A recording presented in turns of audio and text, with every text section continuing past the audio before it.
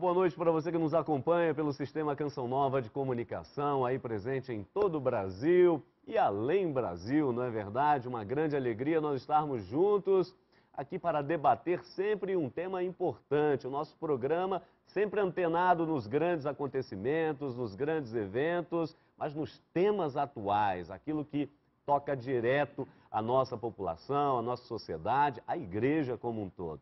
Nessa noite nós vamos conversar sobre um tema eminentemente religioso, mas muito envolvente. O novo retrato da fé no Brasil. Exatamente, o novo retrato da fé no Brasil. Você vai entender aí como anda o movimento da fé, igrejas católicas, igrejas cristãs, igrejas não cristãs, enfim, perdas, ganhos, para onde vamos nesse contexto, enfim.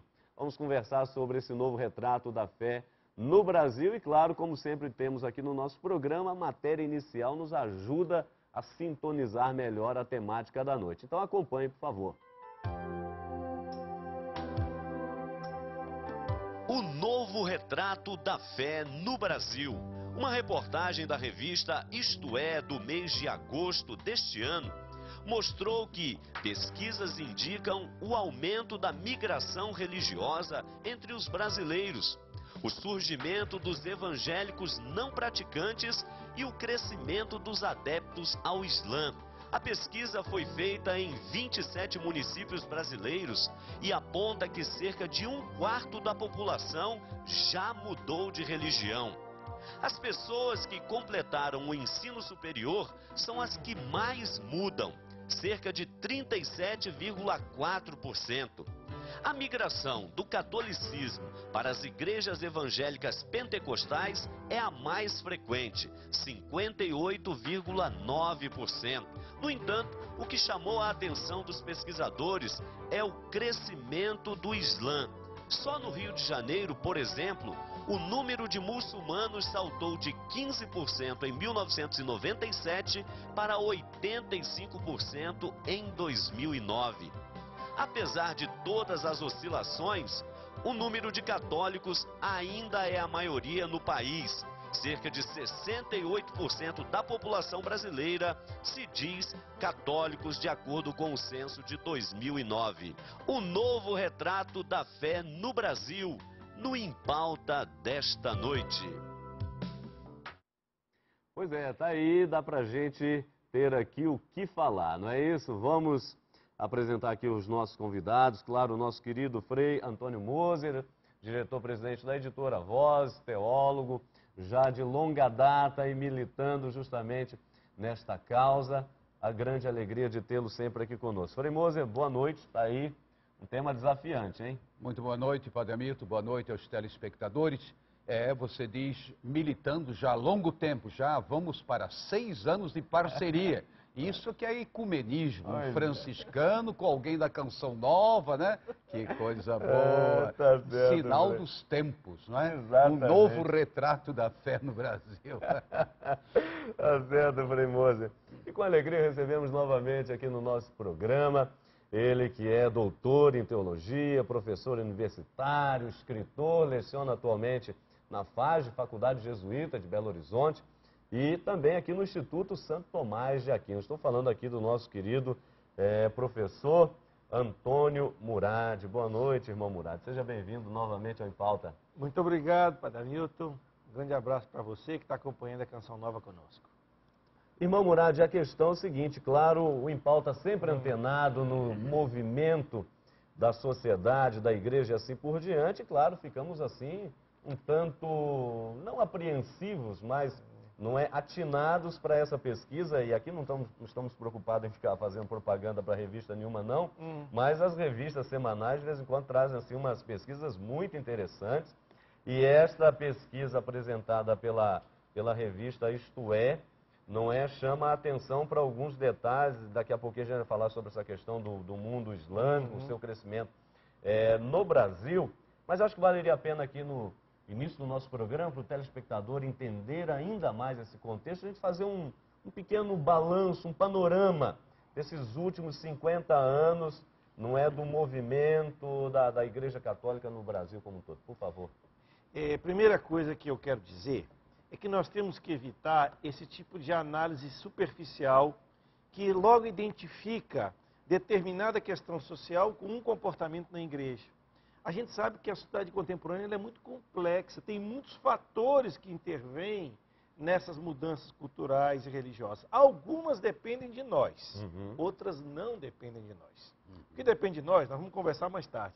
Mas olha só, o Brasil mudou muito, hoje nós vivemos uma cultura plural, as pessoas têm acesso a muitas informações, cresceu a questão da subjetividade religiosa, as pessoas buscam a religião para responder muitas das suas questões pessoais ligadas à angústia, à busca de sentido da vida, à cura.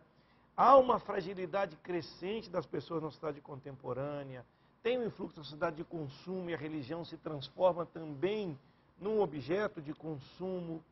E uma coisa que é típica da sociedade brasileira é a capacidade de fazer misturas e composições religiosas em outro lugar do mundo onde não se faz. O Hermoso seguramente depois vai conversar sobre isso. Agora vamos olhar o panorama da mudança dos últimos 6 anos. Segundo essa pesquisa da Fundação Getúlio Vargas, que é uma pesquisa confiável e que vai ser comprovada depois que a gente tiver os dados do IBGE, nós tivemos nos últimos 6 anos uma queda dos católicos de 74% para 68%.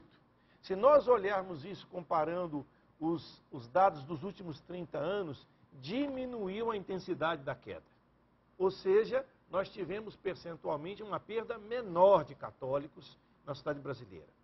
Segundo, aquilo que se chama da migração dos evangélicos pentecostais foi pequena, por incrível que pareça. Ou seja, houve numericamente um pequeno crescimento de 12,5% para 12,7%. O que aconteceu é que houve muita circulação de fiéis entre as igrejas, mas não um aumento numérico, por incrível que pareça. E os chamados outros evangélicos, aí entra as igrejas históricas, os chamados neopentecostais, ou a chamada igreja de mercado, aí houve um aumento de 5,3% para 7,5%. Se nós somarmos, portanto, os que se consideram evangélicos hoje no Brasil, nós temos aí por volta de 20% de evangélicos, segundo essa pesquisa, 68% de católicos. 1,7% da população se considera espiritualista ou espírita, houve um pequeno aumento da população espírita, e houve um aumento de 1,5% para 3% no que se considera outros. Dentro desse outros, nós temos um aumento dos muçulmanos, nós vamos comentar depois, e um fator que eu acho mais sério, a quantidade de pessoas que se declaram sem pertença religiosa nenhuma, que passou de 0, alguma coisa para quase 2%. Eu acho isso mais sério do que a questão muçulmana. Por quê?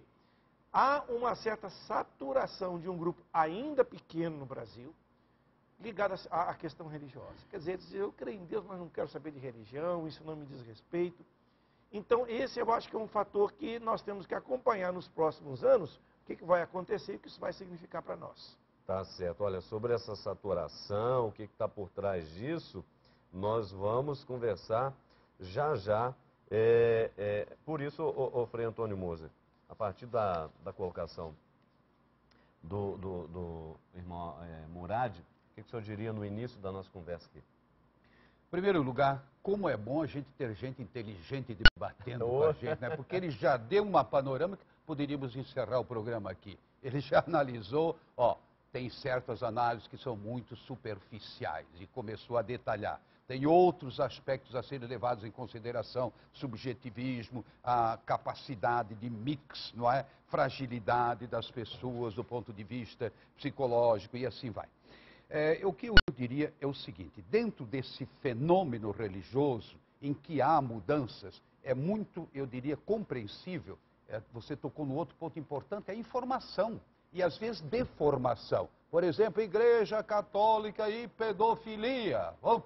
Quanta gente diz, bom, essa aqui não é mais minha igreja. E na realidade você viu que foi um exagero, lamentável, digamos, os fatos, mas que há uma praga que atinge todas as camadas sociais e todas as manifestações da sociedade. Agora, eu diria ainda o seguinte, essa facilidade de mudança principalmente entre os evangélicos, migração, ela se deve, em primeiro lugar, eu diria, a uma certa flexibilização. Não existe entre aspas, poder central, um ponto de referência, como a Igreja Católica tem. É o Papa, é a hierarquia, é um ponto de referência, quer você goste ou não, mas que dá uma estabilidade. Perfeito. Enquanto aí cada um pensa mais ou menos assim, não é? O pastor hoje é um, amanhã já é outro, isso é um fator. O segundo fator, aí me desculpe, não são todos, pelo amor de Deus não, uma pequena parcela dentro desse mundo chamado dos evangélicos, sobretudo de cunho pentecostal, sabe que abrir uma igreja custa R$800 e é uma fábrica de dinheiro. Infelizmente, nós perdemos as nossas coletas com isso, não é, Padre Moraes? Não, você não é padre, você é irmão. Pequenas irmão. igrejas, grandes negócios. Grandes negócios, né? Depois, uma outra coisa que me parece assim muito interessante, ligando a colocação do irmão Murad, é justamente, no fundo, o subjetivismo, cada um funda a sua religião. Então, não tem uma estabilidade, que no passado era mais comum. Eu sou o que sou e serei para sempre. Porque meu avô foi, meu bisavô foi, hoje não. Né? Só no aspecto religioso. Sim, irmão, pode. Frei Moser, mas sobre isso, eu queria dizer o seguinte. Também há estudos da ciência da religião hoje mostrando que as pequenas igrejas pentecostais estão crescendo menos. Por causa do crescimento avassalador das chamadas grandes igrejas midiáticas. As chamadas neopentecostais, que na verdade não são pentecostais. São aquelas que prometem plena felicidade para o ser humano aqui nesse mundo, dinheiro, consumo. Chamada teologia da prosperidade. Exatamente. Essas estão crescendo por causa que elas conquistaram grandes espaços na mídia, eles têm uma formação de pastores muito clara para arrecadar dinheiro. Então a gente tem que distinguir entre o horizonte pentecostal, das pequenas igrejas. E há muita gente honesta e muita gente que está buscando a Deus, infelizmente, desse fenômeno midiático gravíssimo no Brasil, que é essa religião de mercado, de consumo. Porque aqui a gente toca um elemento fundamental da religião, que é ser do bem e buscar a Deus. Agora, Murad, me desculpa, só uma observação. Em relação ao crescimento das neopentecostais, hoje tudo é mega. E quem tem os meios de comunicação na mão, evidentemente, não é, que vai atingir muito mais pessoas e, portanto, influir mais. Agora, você não tem a impressão, ao menos eu tenho a impressão, que já estão durando demais essas igrejas. Ou seja, promete, não é, cura, promete dinheiro, promete felicidade, mas pouco a pouco as pessoas dizem, meu pai morreu, minha mãe morreu, eu continuo fragilizado, eu não estou enriquecendo. Ou seja, a decepção, não lhe parece que isso também tem que ser levado em consideração? Eu creio que esse percentual da população que hoje já não se declara pertencente a nenhuma igreja ou religião tem a ver com essa insatisfação. E esse risco nós também temos no catolicismo. Quando se transforma um catolicismo mágico, que promete que se a pessoa fizer aquilo que a devoção dela diz, ela vai conseguir o milagre, ela vai conseguir a cura, ela não deixa Deus ser Deus. Porque tem uma dimensão da liberdade de Deus aqui, da liberdade humana, que a gente tem que levar em conta. Pois é, então um dos desafios do nosso programa aqui, como você está acompanhando, além de avaliar, analisar criticamente, é também verificar como podemos chegar a um equilíbrio, não é? Para não eliminar aquilo que temos como riqueza, novenas, oração de pedir isso ou aquilo, etc., mas ao mesmo tempo não cair nesses extremos. Nós vamos para o nosso primeiro intervalo. Você repara que quando o tema realmente é muito envolvente, interessante, o tempo passa muito rápido. Então, rápido o intervalo, já estaremos de volta, não saia daí.